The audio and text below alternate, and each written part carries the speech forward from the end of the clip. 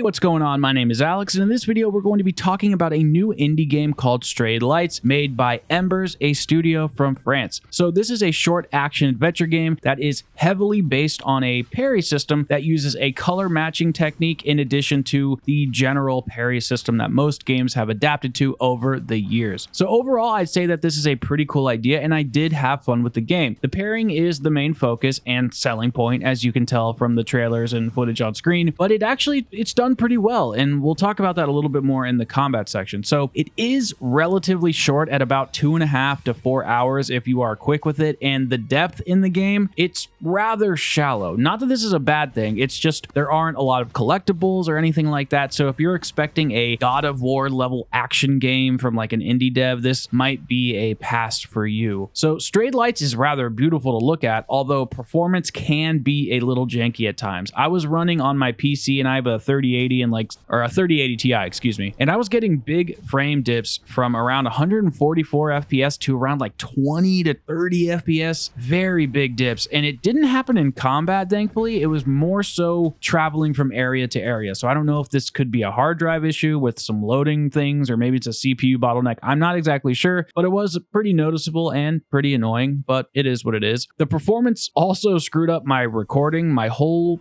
capture card just didn't get any of the footage at all. So all of the gameplay you're seeing on screen is actually from another YouTube channel, which I will link in the description below. I did play this on my Steam Deck as well, and I wasn't too deep in the game, but it was actually working pretty well. I would definitely say that this is a Steam Deck kind of game. It was perfect to play in bed before falling asleep, or sitting on the toilet, or out in the back deck, whatever, you know, do what you got to do. But the game is also on PS5 and Xbox Series X. I did not get a chance to play it on those platforms, so you may want to check it out from other reviewers just to be safe, make sure performance is good and all that stuff. All right, so the combat, it is pretty basic from the sense that you don't have a lot of different abilities. I mean, you do and you don't. There's not a lot to it, but there is some depth there. So the skill tree, like I said, it's not very deep, but it all works well with like what the developers kind of put together. This isn't meant to be some crazy Souls-like RPG with intense, deep, rich, replayable mechanics. It's a lot more simple and forgiving when it comes to the core gameplay loop as well. So how the parrying system works is your character can choose between two colors, blue or orange, and you have to match your color with the enemy's color and then parry based on that. However, there is a little twist where sometimes the enemy will turn a purplish whitish color, and that attack is completely unblockable, and so you'll either just have to get hit or you'll have to dodge to get out of the way somehow.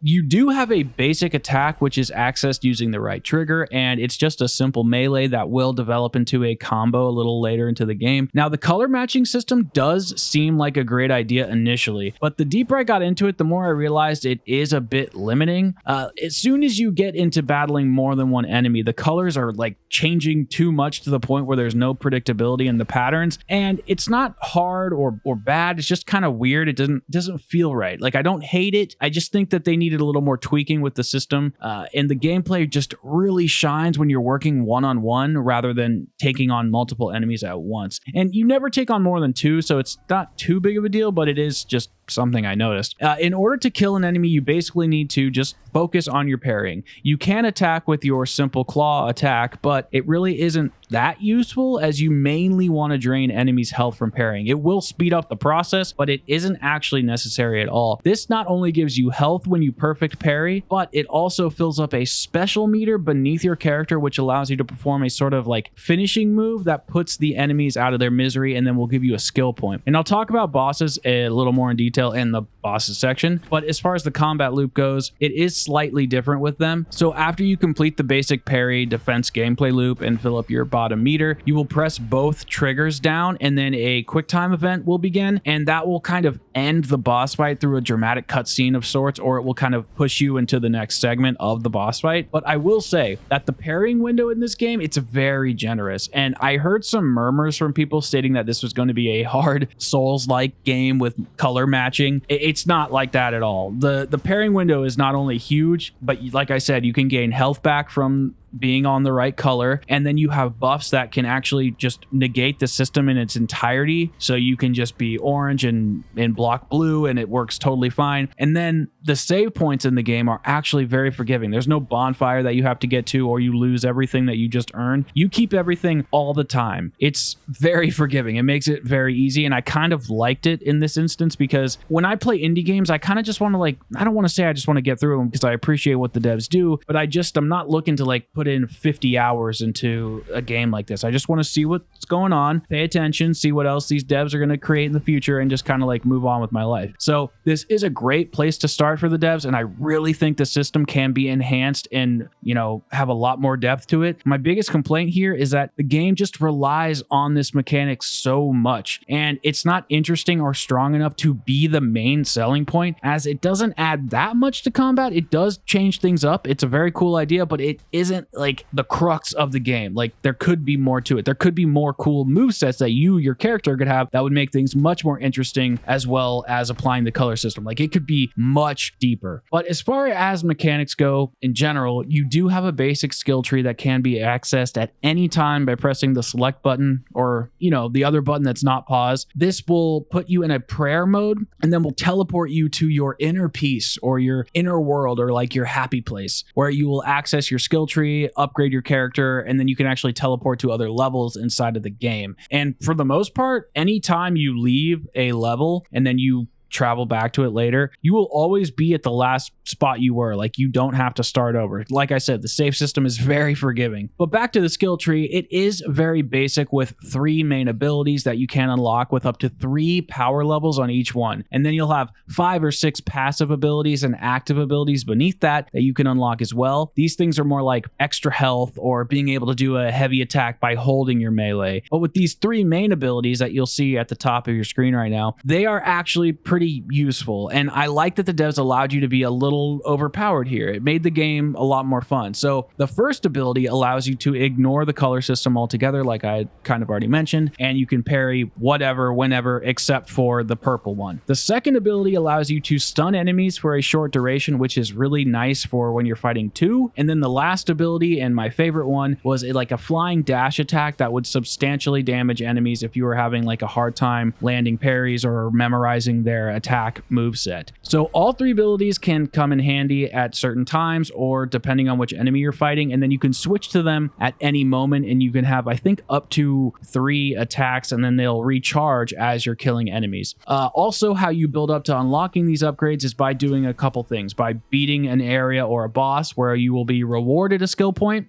that will let you unlock one of these 3 abilities, and then you can unlock the passive/active ones down at the bottom simply by killing enemies and then collecting their like mini skill points that drop as you progress. Then there is a third currency that you will find hidden around the map, and these are these like globular lights that you pick up and will boost your character's overall power, and they're strayed lights, hence the name Strayed Lights. So there isn't a ton of enemy variety in the game, only about, I think, 5 or 6 different models, but they don't get too stale since the game doesn't overstay its welcome. The enemies all have their own attack sets, and mostly stays that way the whole game until sort of at the end they'll add a couple more purple, like the non-blockable moves. They will get added into the mix a lot more frequently. But 2 enemies really stood out to me. One was a gorilla looking dude, and the other one had like a huge club for an arm, and these things were pretty fast and they beat the crap out of you. They were super fun enemies to take down. Their movesets were a little less predictable. That being said, the bosses were all excellently designed. I am a huge boss fight nerd, and Embers really did a great job not only making a spectacle out of these fights, but also the movesets were really fun to learn and to parry. And this is where the color system really shines. So there are about 6 boss fights, I think, and each one gets more difficult as you progress. But the way that the boss systems use the color system and add special moves into the purple attack, it's really, really well done. And as I mentioned before, there are quick time events, and they're generally, like I said, baked into the fights when you're coming close to the end. And I know that quick time events aren't like the end all be all. Not everybody loves them, but you have to remember that this is an indie studio and that these QTEs are really good for what we're dealing with. So So they're very cinematic. The boss arenas will actually change location depending on what happens inside of them. And the boss arena is actually destructible in some instances. You'll travel to different places simply based off of like how the QTE progresses. It's just really creative, and I like the way they implemented it. The campaign in the story is pretty loose and metaphorical, so what I mean by that is there is no dialogue or anything. It's all kind of up to your imagination how you want to assume things are going. You can make basic emotional assumptions off of the actions in the game or from like the character's facial expressions, things like that, but it really leaves things ambiguous. If I were to guess, the story seems like it's about a corruption that takes over individuals in this tribe, and you, the main character, are here to put a stop to them from doing damage to your surroundings as you're like the chosen one, and that this evil has plagued your tribe and the people here for like generations. Because if you notice as you play, you never actually kill anybody, you just kind of set them free, and they're all saddened by their actions that they did when they were taken over by whatever spirit, and then you help them, but they're like ashamed. It's kind of interesting. The environment and art design is so beautiful, and hands down the best part of the game. Things are just vibrant and lively, and I remember walking through this certain jungle and looking at the wind blowing on the trees, and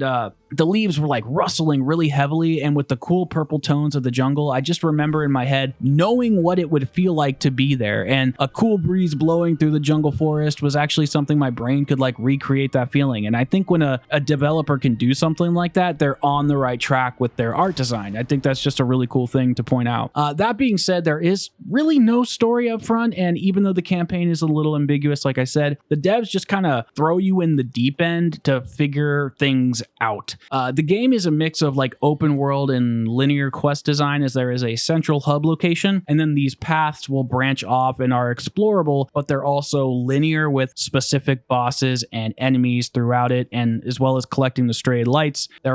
It's all the same. Like, you're not going to have like a second playthrough that's different than the first. It will be the exact same, but you will have a little bit of freedom to go about it how you see fit. So overall, Strayed Lights is a good game. It's like $25 on Steam. I think on PlayStation and Xbox Series X as well. It's not on Game Pass. There is a sale at its launch on Steam at least, which is ending, I think, on May 2nd, 2023. So depending on when you see this video, it might be over. But for the most part, the game is really easy and accessible. And I say that because I suck at games with parrying combat. It usually takes me a while to get the hang of it. And here I could take on this parry system no problem. Some of the boss fights are on the medium to hard difficulty, but the challenge is good, and I don't think it should turn any players off who are looking for something new. The best and worst part of this game is that it's just very short. For me, it's a good thing because I don't like when games overstay their welcome, and this game knew what it was, and it executed their vision in the perfect amount of time. So on the other hand,